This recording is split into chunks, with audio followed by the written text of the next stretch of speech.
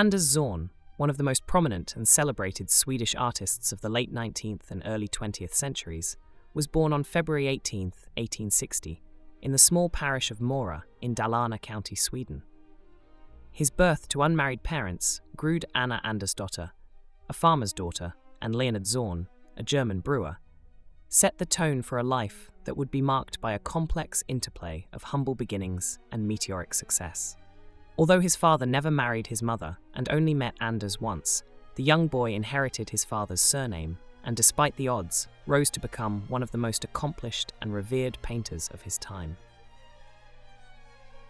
Zorn's early years were spent in the rural surroundings of Mora, a region deeply embedded in Swedish folk traditions. The cultural richness of this area would later inform much of his artistic work, particularly in his depictions of rural life and traditional customs. However, Zorn's upbringing was not without hardship. His father passed away when Anders was only 12, and he was raised by his mother and grandparents in a modest household. Despite these challenges, Zorn showed an early aptitude for drawing and crafts. His talent did not go unnoticed. At the age of 15, he was sent to study at the Royal Swedish Academy of Arts in Stockholm. At the academy, Zorn initially intended to become a sculptor, but his exceptional skill in drawing and painting soon redirected his focus. Under the tutelage of renowned artists and professors, he quickly mastered the techniques of watercolors and oils, displaying an extraordinary ability to capture light, texture, and atmosphere in his works. Zorn's precocious talent was evident in his student works, which attracted the attention of art collectors and critics alike. His early watercolors, characterized by their fluidity and vibrancy, won him several awards and commissions, setting the stage for his future success. In 1881, Zorn embarked on a journey across Europe that would profoundly influence his artistic style and career. Traveling to Spain, England, France, and Italy, he was exposed to various artistic movements and traditions. In Spain, he was particularly inspired by the works of Velázquez and Goya, whose mastery of portraiture and use of chiaroscuro would leave a lasting impact on Zorn's own approach to painting.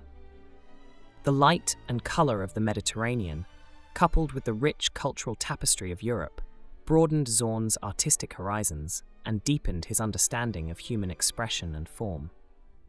While in England, Zorn developed a keen interest in portraiture, a genre that would eventually become his hallmark. His ability to capture the essence of his subjects, combined with his refined technique, led to numerous commissions from British nobility and society figures. This period marked the beginning of Zorn's reputation as a portrait artist of exceptional skill and sensitivity. Zorn's time in Paris, where he settled for several years, was particularly formative. The city was a vibrant center of the art world, and Zorn quickly integrated into its artistic circles.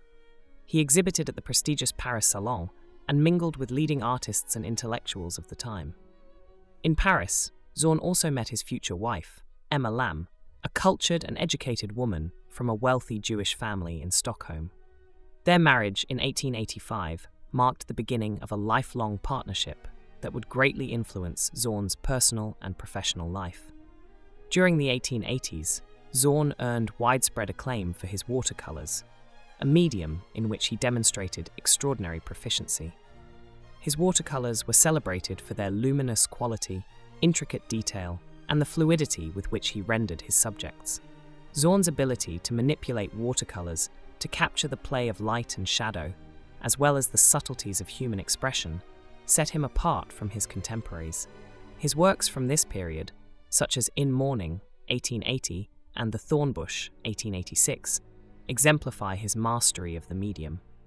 Zorn's watercolors often depicted scenes of everyday life, both in the countryside of his native Sweden and in the cosmopolitan settings of Europe. His subjects ranged from rural peasants and fishermen to elegant women and bustling marketplaces. Despite the diversity of his themes, Zorn's watercolors were unified by a keen observational eye and a deep empathy for his subjects. He had an uncanny ability to capture the fleeting moments of life, imbuing his works with a sense of immediacy and intimacy. His reputation as a watercolorist reached its zenith with his participation in the World's Columbian Exposition in Chicago in 1893, where he was awarded the highest honors. This recognition solidified his international reputation and opened doors to further opportunities, particularly in the United States.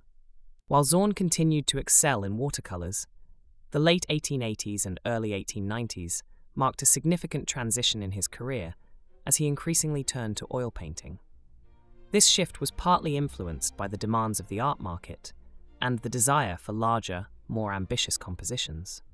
Oil painting allowed Zorn to explore new possibilities in terms of scale, texture, and depth, and he embraced the medium with the same enthusiasm and skill that had characterized his work in watercolors. Zorn's oil paintings are distinguished by their bold brushwork, rich color palette, and the dynamic interplay of light and shadow. He often employed a limited color range, relying on subtle variations in tone and texture to create depth and form. His technique was both direct and confident, with visible brushstrokes that conveyed a sense of spontaneity and energy. This approach is evident in works such as The Omnibus, 1892, and Midsummer Dance, 1897, where Zorn captures the vibrancy and movement of his subjects with remarkable immediacy.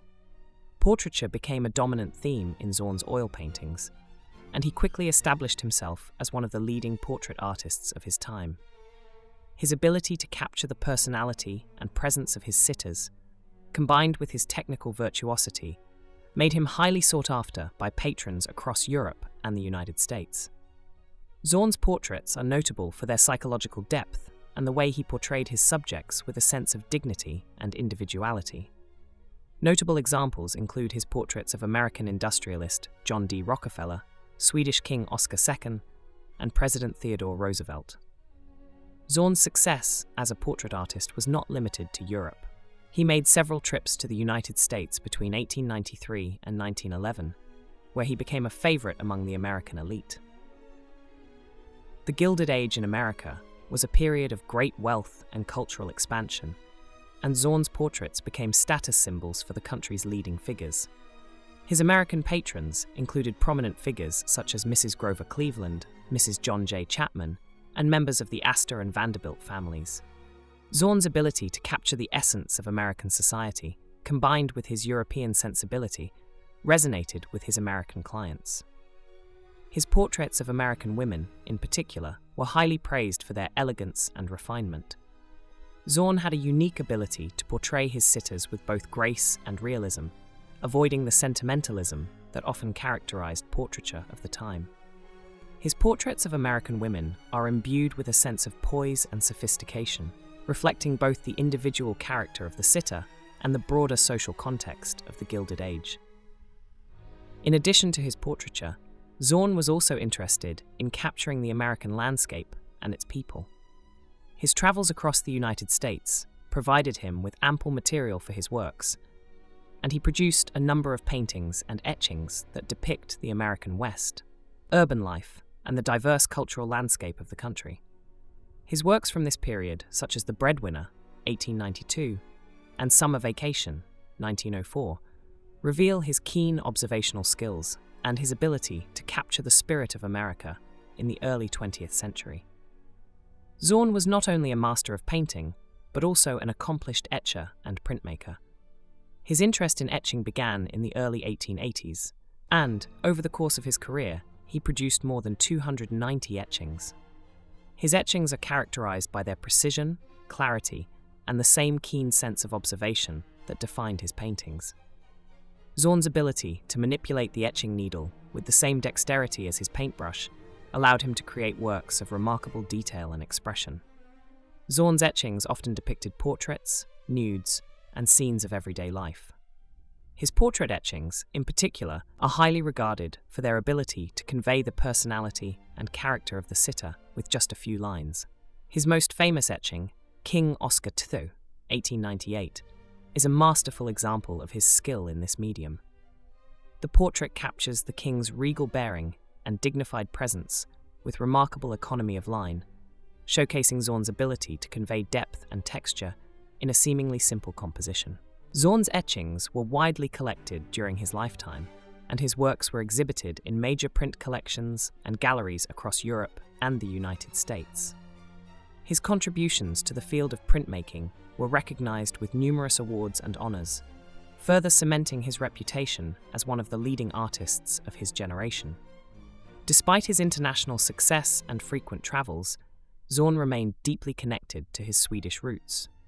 The culture, traditions, and landscapes of Sweden were a constant source of inspiration for his work, and he often returned to Mora, where he established a studio and home.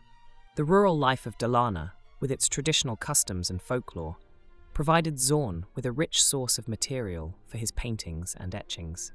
His works from this period often depict scenes of rural life, such as Midsummer Dance, 1897, and Dalecarlian Peasant Woman, 1906, which celebrate the simplicity and beauty of Swedish peasant life.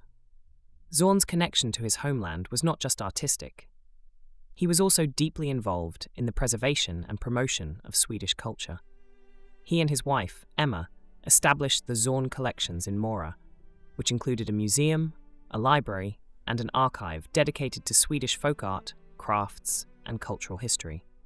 The Zorn collections, which are still in existence today, serve as a testament to Zorn's commitment to his heritage and his desire to preserve the cultural traditions of his homeland. In addition to his artistic contributions, Zorn was also a philanthropist and a patron of the arts.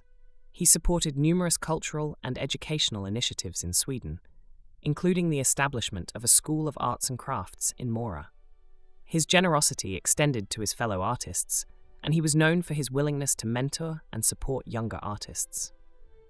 As Zorn's career progressed, he continued to explore new themes and techniques, always seeking to challenge himself and push the boundaries of his art. His later works, particularly his nudes, are among his most celebrated. Zorn's nudes are characterized by their naturalism and the way they celebrate the human form in its most unadorned and honest state. His ability to capture the play of light on skin and the subtle variations in tone and texture is unmatched. Works such as Nude Under the Fur, 1899, and Outdoors, 1910, exemplify his mastery of this genre. Zorn's later years were marked by both professional success and personal contentment. He continued to receive commissions from around the world, and his works were exhibited in major galleries and museums. Despite his international fame, Zorn remained a humble and unassuming man, dedicated to his art and his family.